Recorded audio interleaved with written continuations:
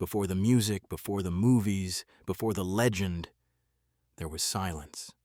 A quiet patch of farmland just outside Memphis. A gentle slope of green grass. A two-story colonial house sitting alone on a hill. Nothing about it suggested destiny. Nothing hinted that this place would one day be the most visited home in America, second only to the White House. When Graceland first stood here, it belonged not to a king, but to a family named Moore. The land had been in their hands since the late 1800s, named after Grace Toff, whose father bought the property and whose memory lived on in the estate's title. For decades, it was exactly what it looked like, a comfortable southern home on the edge of a growing city. Peaceful, unremarkable, a house unaware of the future racing toward it. By the 1950s, Memphis was changing fast. The blues had poured in from Beale Street, gospel echoed from local churches, and a new, rebellious sound, rock and roll, was beginning to shake every corner of the city. On the other side of town, a young truck driver with a shy smile and impossible dreams was becoming someone no one could ignore. Elvis Presley was rising, faster than anyone could control. At first, he still lived with his parents in their modest Audubon Drive home, a tidy suburban house suddenly swarmed by hundreds of fans each day. Cars jammed the street, neighbors complained, reporters camped outside, teenagers scaled fences just to glimpse the boy who was changing American music forever. Elvis loved his fans, but he was drowning. He needed space, privacy, a sanctuary, and more than anything, he wanted a place where he, Gladys, and Vernon could finally feel safe again. The search began quietly. His parents looked at dozens of properties. Elvis tagged along when he could, but nothing felt right. Houses were too small, too close to the city, too exposed. Then one afternoon they drove up the long driveway of an old southern mansion framed by tall oaks and rolling fields. It was quiet, peaceful, private, a world away from the noise that was devouring their lives. Elvis stepped onto the lawn and stopped. For the first time in months, he could breathe. He didn't know it yet, but he had just found the place that would define him forever. Elvis didn't simply buy Graceland, he claimed it, emotionally, spiritually, almost instinctively. The day he first walked the grounds, the mansion was quiet, the kind of silence that feels protective rather than lonely.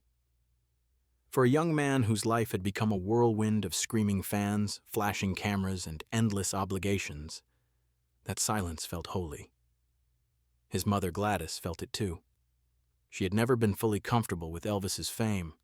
To her, it was something fragile, dangerous, like standing on a cliff edge and hoping the ground stayed solid. What she wanted wasn't luxury, it was stability. A place where her son could rest, a place where their family could finally exhale. When Elvis asked her what she thought of the mansion, she didn't gush or pretend to be grand. She simply said, "It's peaceful." And that was enough. Privacy was another powerful reason. Graceland sat far back from the road, hidden behind wide lawns and trees. It offered something Elvis desperately needed, protection from the world he was rewriting. At Audubon Drive, strangers had literally walked into the house. Reporters climbed onto the roof.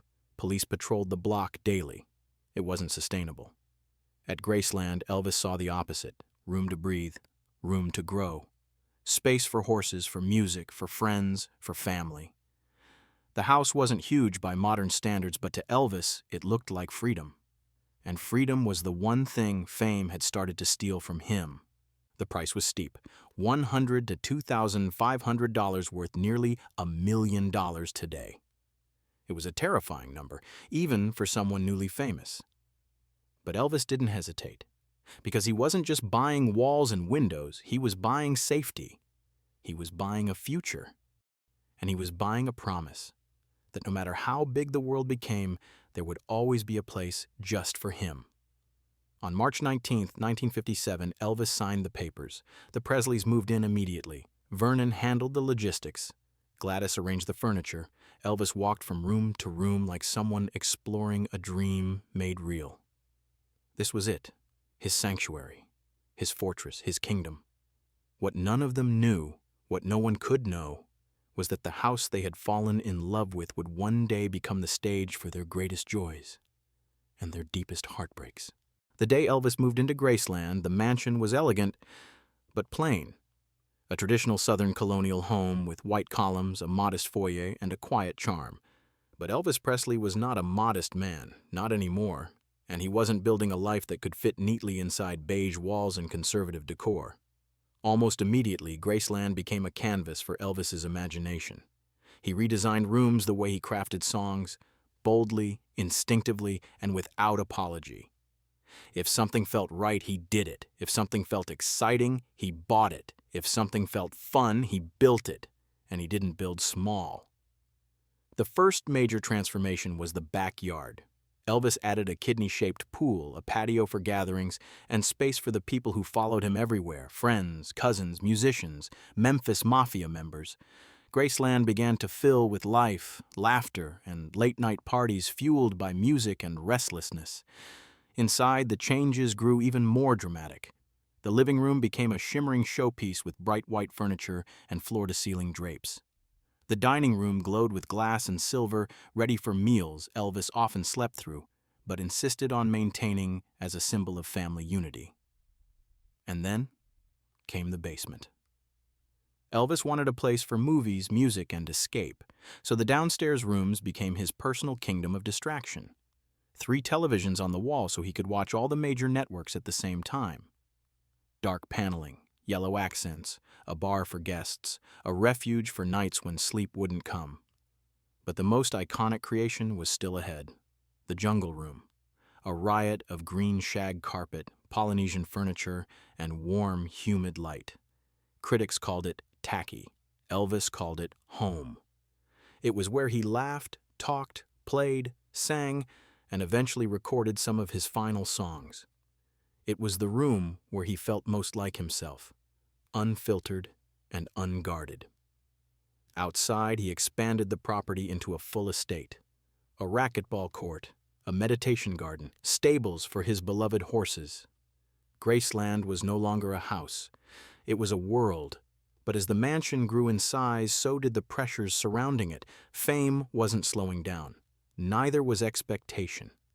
And within these walls, as luxury filled every room, a quieter truth began to take shape. Elvis was building a kingdom not just to live in, but to hide inside. By the early 1960s, Graceland was no longer just a mansion. It was a living organism, pulsing with people, music, and motion at all hours of the day. For most families, a house is a place to rest. For Elvis Presley, Graceland became the center of gravity around which his entire world spun. At any given moment, someone was awake. Someone was cooking. Someone was laughing. Someone was telling a story. Someone was practicing a song. Elvis didn't like to be alone, and so the house rarely ever slept. The Memphis Mafia, his closest friends, bodyguards, and companions, practically lived there. They drifted from room to room, waiting for Elvis to wake up, make a joke, start an adventure, or announce a late-night movie marathon. Meals were spontaneous and extravagant. Elvis might order a dozen cheeseburgers at 3 a.m. or send someone to buy ice cream for everyone in the house, or request peanut butter banana sandwiches cooked in butter until the entire kitchen smelled like warm sugar. Gladys had once kept a strict, simple household. After her passing in 1958, the mood shifted forever. Meals became comfort. Food became nostalgia. Late-night gatherings became a way to fill the silence she left behind. Elvis lived on his own schedule. He woke in the afternoon, ate in the evening, and came alive long after midnight. He played racquetball until he was dripping with sweat, then gathered everyone in the jungle room to talk about dreams, music, fears, and memories. Some nights he read spiritual books for hours. Other nights, he paced the halls restless, searching for something none of them could name. But alongside the fun, something deeper was taking root. Elvis had always been sensitive, gentle, emotional, easily overwhelmed. Fame magnified that sensitivity, pulling at him in every direction. Inside Graceland, he tried to create a bubble where time could slow down, where he didn't have to be Elvis Presley, the superstar, but simply Elvis, the boy from Tupelo who still missed his mother. The world outside was changing fast. Music was shifting, Hollywood was calling, money was flowing in and out in dizzying waves. Graceland stayed bright, loud, and full of life. But beneath the laughter, the pressure was beginning to creep through the cracks. No one inside the mansion could feel it fully yet, but the walls could. By the late 1960s and into the 1970s, Graceland's bright lights masked a gathering storm. The mansion still echoed with laughter, music, and late-night energy, but behind closed doors, Elvis was changing. His world was changing, and the pressures that had once seemed distant were now closing in around him. Fame had never been gentle with Elvis. It adored him, consumed him, and demanded more than any one man could give. Every show had to be perfect. Every appearance had to be iconic. Every song had to compete with a younger, louder, shifting music landscape. And inside Graceland, the stress began leaving fingerprints on everything, on his routines, on his relationships, on his body. The tours became grueling, the schedule became punishing. His marriage to Priscilla began to fracture under the weight of long absences, temptation, and emotional distance. When she finally left in 1972, taking their daughter Lisa Marie with her, Elvis was devastated. He didn't rage. He didn't scream. He simply folded inward, retreating deeper into the only place that felt safe, Graceland. But safety came with a cost. His health, already strained, started to decline. Insomnia plagued him. Pain followed him. The medications, first for sleep, then for energy, then for pain, multiplied. Friends say he believed he needed them to function, to perform, to continue being the legend the world demanded. The house that once buzzed with excitement now softened into a quieter, more isolated existence. Elvis tried to fight back. He practiced karate in the racquetball building. He vowed to get healthier. He promised to rest. He talked about new projects, new ideas, new music. But every comeback required more effort, more energy, more willpower than the one before. And through it all, Graceland watched, silently. The walls that had once absorbed laughter now absorbed worry. The rooms that had once echoed with parties now held late-night conversations filled with fear and uncertainty. The Jungle Room sessions, meant to be creative revival, carried a heaviness that no one dared acknowledge aloud. Elvis Presley was still the king, still adored, still larger than life. But inside the mansion he had built as a refuge, the man behind the legend was slipping further into exhaustion, loneliness, and quiet desperation. The kingdom was still standing, but its king was beginning to fall. By the summer of 1977, Graceland no longer felt like the energetic sanctuary it once was. The laughter was quieter. The corridors were dimmer. The house, once bursting with people at all hours, now seemed to hold its breath. Elvis was preparing for another tour, another series of shows that demanded strength he no longer had. His body was tired, his mind was burdened, and yet Graceland remained the only place where he felt even remotely steady. In the final days, Elvis moved restlessly through the mansion. He played the piano late at night, singing gospel songs in a voice that still carried all the warmth and ache of the boy from Tupelo. Blue Eyes Crying in the Rain would be the last song he ever performed at home. His close friends said his voice sounded beautiful, but fragile. On August 16th, the morning began quietly. The Memphis heat hung heavy over the estate. Elvis, unable to sleep, wandered the house, flipping through books, talking about the future, insisting he was fine. Ginger Alden, his fiancée at the time, stayed nearby, following the rhythm of a household that had long adapted to Elvis's nocturnal life. Sometime after 9 a.m., the quiet broke. Ginger found Elvis unresponsive on the bathroom floor of his private suite. Suddenly, Graceland, once the center of so much joy, music, and sanctuary, became the center of panic. Emergency responders rushed in through the famous front door. Friends filled the foyer, praying, crying, desperately hoping for a miracle. But by 3:30 p.m., the news spread across the world. Elvis Presley, the king of rock and roll, was gone at 42. Outside the gates, fans gathered in disbelief, many collapsing onto the ground in tears. Reporters flooded the streets. Cars lined the roads for miles. Graceland, the home he had fought to protect, was now surrounded not by adoring fans waiting for a glimpse of a superstar, but by a grieving world trying to understand what had happened. Inside, the house fell silent. The jungle room lights dimmed. The racquetball court sat still. Every room felt suddenly hollow, as if the energy that had fueled the mansion for 2 decades had vanished in an instant. Elvis had built Graceland as a fortress, a place where he could keep the world out. But in the end, it became the place where the world came to mourn him. In the hours and days after Elvis's passing, Graceland transformed from a private sanctuary into something it had never been before, a national place of mourning. The gates were covered with flowers, handwritten letters, photographs, candles, teddy bears, anything fans could offer to express the grief they could barely put into words. Thousands arrived by car, bus, or on foot, standing in blistering Memphis heat just to be close to the place Elvis had loved most. Inside the mansion, the Presley family went through the unimaginable. Vernon Presley, heartbroken and fragile, wandered the halls in quiet shock. This was the house he had shared with his son, the place they had built together. Now every room reminded him of a future that would never come. Lisa Marie, only 9 years old, clung to relatives, unable to fully understand the magnitude of the loss, but understanding enough to feel her world breaking apart. In the days that followed, the family faced difficult decisions. Graceland was expensive to maintain. The estate's finances were strained. Costs were rising faster than revenue could support. For a time, there were whispers. Should they sell Graceland? Should they let it go?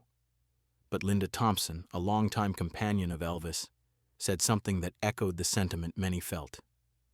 If you sell Graceland, you sell Elvis. The family knew she was right. Graceland wasn't just a house. It was Elvis's essence, his laughter, his music, his heartbreak, his memories etched into the walls. To lose it would be to lose the last tangible piece of him. But keeping it meant finding a new purpose for the estate. After Vernon's death in 1979, Priscilla Presley stepped in to take control of the financial future of Graceland. With careful planning, determination, and a deep sense of responsibility, she made a decision that would forever change the estate. Graceland would be open to the public. Many doubted the idea. Some thought it was too morbid. Others believed people would lose interest. But when Graceland opened its doors in 1982, the public response was overwhelming. Fans flooded in. Tours sold out. The revenue stabilized the estate. Most importantly, Elvis's home didn't fade into memory. It stayed alive. The world still wanted to stand where he stood, see what he saw, and feel the presence he left behind. Today, decades after Elvis's passing, Graceland stands not as a relic of a bygone era, but as a living testament to a man whose influence refuses to fade. More than 600,000 people walk through its doors every year, pilgrims from every corner of the world, from every generation, from every background, each hoping to feel, even for a moment, the presence of the man who changed music forever. What makes Graceland extraordinary isn't just its rooms or its decor. It isn't the jungle room carpet or the mirrored staircases or the trophy building filled with gold records. It's the feeling, the sense that Elvis is still there, that he never truly left, because every inch of the mansion bears the unmistakable imprint of his soul, his joy, his ambition, his struggle, his longing for peace. Visitors often say that Graceland feels strangely intimate, almost tender. Even with crowds moving through its halls, the house has a softness, a quiet dignity that Elvis never found anywhere else in his life. Here, the superstar could disappear and the man could breathe. Here, he wasn't Elvis Presley, global icon. He was simply Elvis Aaron Presley, son of Gladys and Vernon, father to Lisa Marie, dreamer from Tupelo. The meditation garden, where Elvis is laid to rest, has become the emotional heart of the estate. Fans visit it in silence, leaving flowers, candles, poems, and prayers. Some come to celebrate him, others come to grieve him.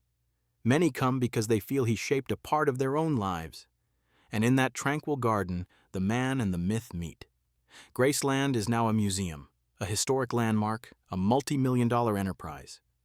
But beneath all the tours and ticket booths and gift shops, it remains what it always was, a home A place Elvis fiercely protected, a place he poured himself into, a place he loved more than anywhere on earth, and perhaps that is the real tragedy and the real beauty of Graceland.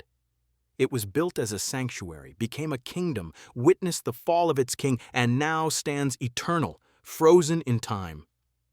Elvis once said he wanted Graceland to be a place where people felt welcome, where they felt something real.